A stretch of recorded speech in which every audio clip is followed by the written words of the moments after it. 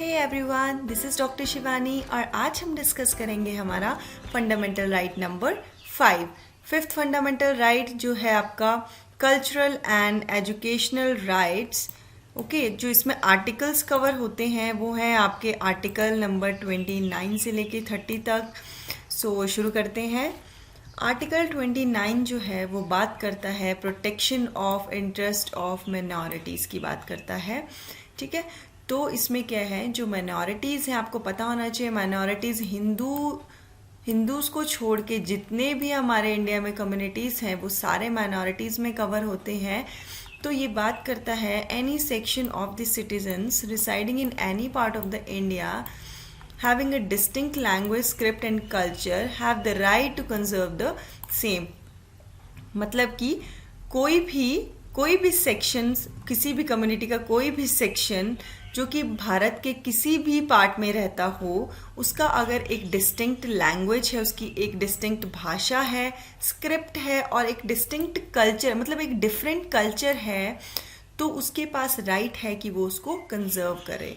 Okay, तो और ये जो आपका राइट इसमें मिला है आर्टिकल 29 में, तो ये जो आपके रिलीजियस माइनॉरिटीज़ हैं इनको भी प्रोटेक्ट करता है और आपका जो लिंग्विस्टिक माइनॉरिटीज़ हैं उनको भी प्रोटेक्ट करता है। लिंग्विस्टिक माइनॉरिटीज़ मतलब कि जिनकी एक डिस्टिंक्ट लैंग्वेज है, तो उन लोगों को भी प्रोटेक्ट करता है और रिलीजियस माइनॉरिटीज़ को भी।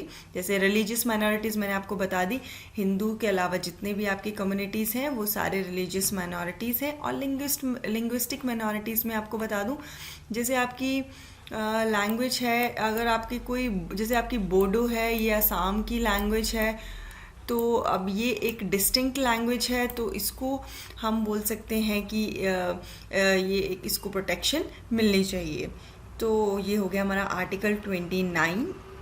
बट जो सुप्रीम कोर्ट है उसने कहा कि जो हमारा आर्टिकल 29 है उसमें बात की गई है सेक्शन ऑफ द सिटीजन्स।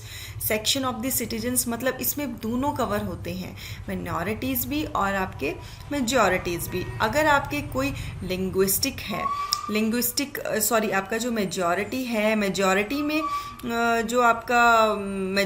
में किसी की अगर आपको कोई डिस्टिंक्ट लैंग्वेज है, किसी का कल्चर डिस्टिंक्ट है, तो उनके पास भी राइट है कि वो उसको प्रोटेक्ट कर सकते हैं, उनके पास भी इस चीज़ का राइट है।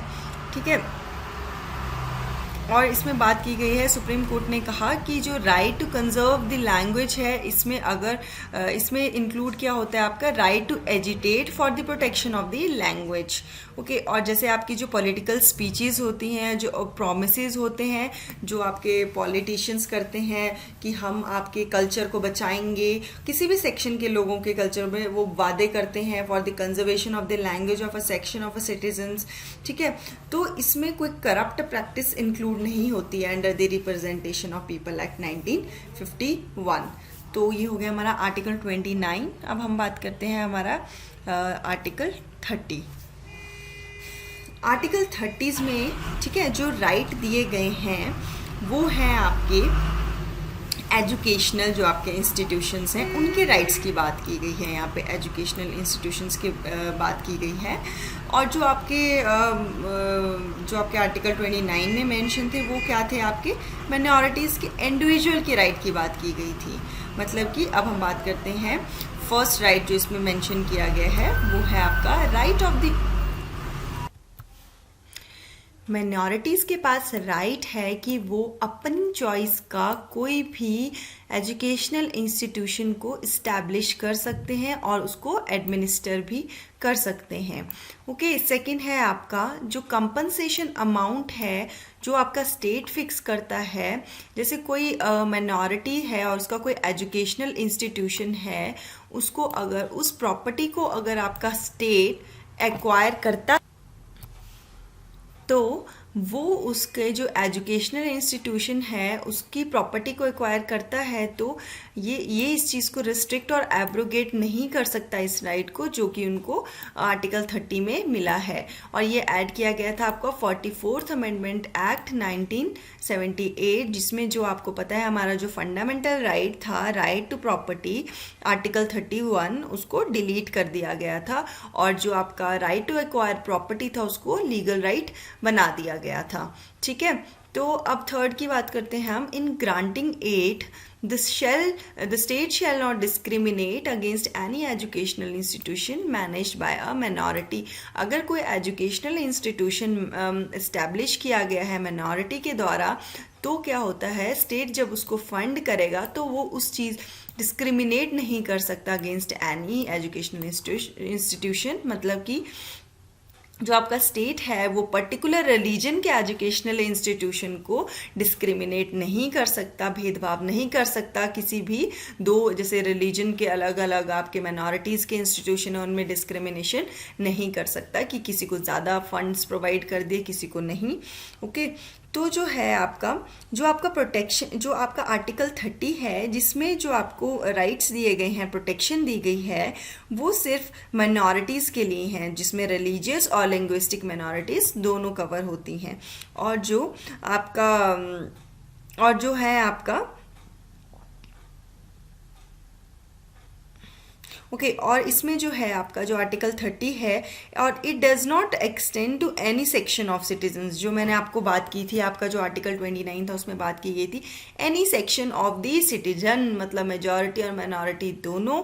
और जो आर्टिकल 30 है वो बात करता है आपका सिर्फ आपका माइनॉरिटीज़ के बारे में, चाहे वो लिंग्विस्टिक हो चाहे रिलीजियस माइनॉरिटी हो, बट वो एनी सेक्शन जो मेजॉरिटी की बात इसमें नहीं कर सकता। कोई भी मेजॉरिटी जो है, चाहे वो लिंग्विस्टिक हो या आपका रिलीजियस मेजॉरिटी हो, तो वो मेजॉरिटी जो होगी वो अपना इंस्टीट्यूशन इस्टेब्लिश नहीं कर सकती है। ओके, तो हम बात करते हैं। और हाँ, इसमें जो आर्टिकल 30 है इसमें एक और राइट की बात की गई है, जिसमें है कि जो आपके मिनॉरिटीज़ के चिल्ड्रन हैं उनके पास राइट है कि वो अपनी ही जो उनकी मदर टंग है, जो उनकी लैंग्वेज है, वो उसी में ही आपको मतलब एजुकेशन उनको दी जाएगी, वो उनका एक राइट है।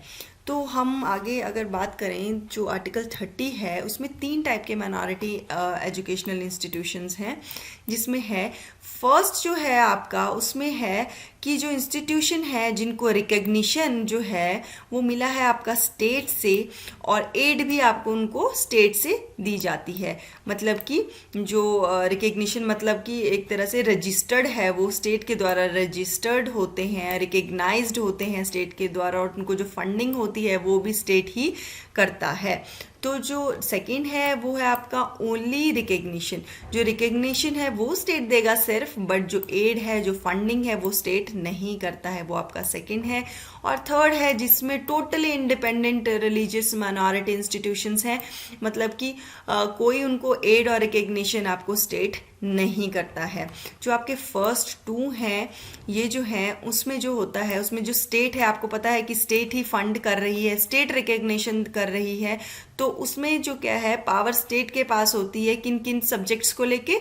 जैसे आपको स्कूल का सिलेबस क्या होगा वो आपको स्टेट बताएगा, एकेडमिक स्टैंडर्ड्स क्या होंगे वो, डिसिप्लिन, सैनिटेशन कैसे होगा, एम्प्लॉयमेंट भी आपका जो टीचिंग स्टाफ है, टीचर्स कैसे एम्प्लॉय होंगे, क्या उनका एलिजिबिलिटी क्राइटेरिया रहेगा, और जो आपका नॉन टीचिंग स्टाफ है वो भी उनका एम्प्लॉयमेंट स्टेट ही डिसाइड करता है। और जो आपका थर्ड है, इसमें क्या है, इसमें उनका अपना जो है वो फ्री है, चाहे वो जैसे मर्जी अपना एडमिनिस्ट्रेशन कर सकते हैं, बट उनको जो जनरल लॉज हैं वो फॉलो करने ही पड़ेंगे।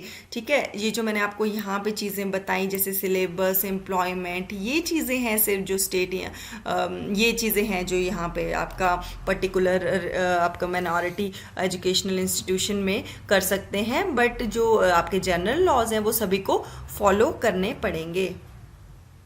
अब बात करते हैं हम, ये जो राइट्स आपको आर्टिकल 30 में मिले हैं, ये जो है ये क्यों मिले हैं, ये इसलिए दिए गए हैं, प्रोटेक्शन इसलिए माइनॉरिटीज़ को दी गई है ताकि उनको इक्वालिटी हो सके, उनको इक्वल ट्रीटमेंट मिले मेजॉरिटी के साथ।